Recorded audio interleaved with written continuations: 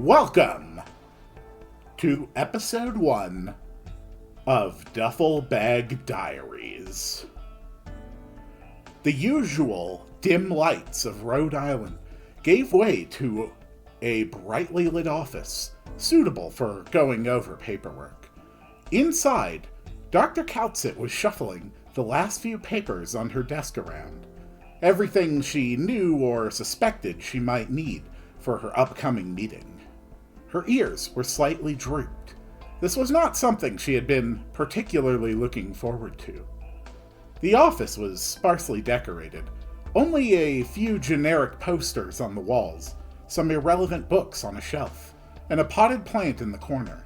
Enough to give the impression of it being a comfortable space for visitors, rather than actually striving to any aesthetic or practical ideal. Coutsett's desk was empty, aside from her computer and the few folders she had gathered. All the rest had been put away for now. 2 empty chairs waited opposite Coutsett. The only other thing in the room was an unassuming duffel bag, unceremoniously placed in the corner. There came a light knock upon the door, and Coutsett cleared her throat before saying, "Enter." The doctor opened the door and gingerly stepped inside. Their face was, as usual, entirely covered by that black hood that hid age and gender and race. Coutsett had never known the doctor to remove that hood, and yet somehow it was universally agreed that the doctor was highly attractive and desirable. Coutsett had never quite fully understood the mechanics of this apparent charisma.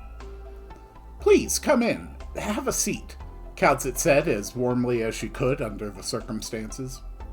The doctor took a few steps into the office. Behind them, through the still open door, stepped Amia, her expression serious. "Whatever it is, Amia," Coutsett began, "it will have to wait a few minutes. I have a meeting with the doctor." "I brought Amia to serve as a support person for this meeting," the doctor said assertively, "if that's all right with you." Coutsett blinked, her ears momentarily perking up before drooping once more. "I don't have a problem with it," Coutsett offered slowly, "but I am not sure it is appropriate to bring her without Gravel having a say." "We can ask her when she gets here," Amia suggested. The doctor nodded and took up a seat on the left side of the room.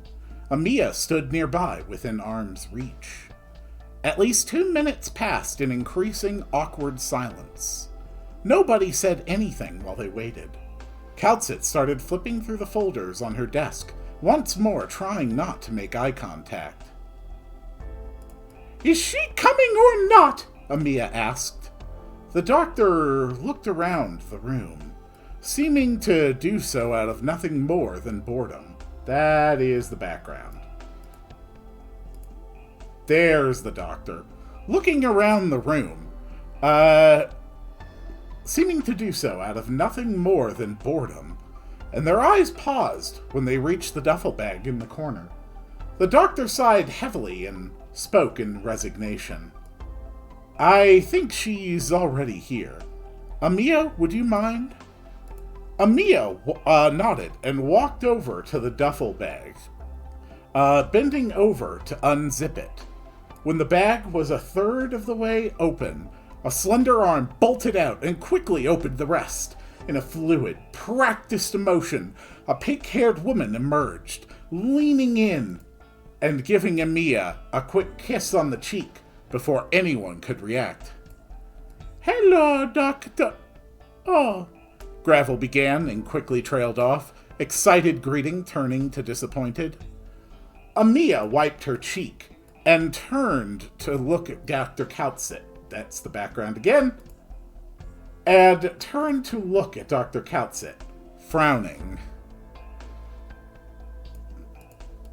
"Ah," Coutsett said after a moment. "I think I am beginning to understand the nature of your concerns, Doctor. Gravel looked around the room and then shrugged. Whoop. That's just how I say hello. 3 times this week she's done that to me, the doctor said in a grumpy tone. They held up a hand, fingers extended to emphasize the point. Calcit cleared her throat once more and stood up. Gravel, why don't you have a seat? We all need to talk about your behavior.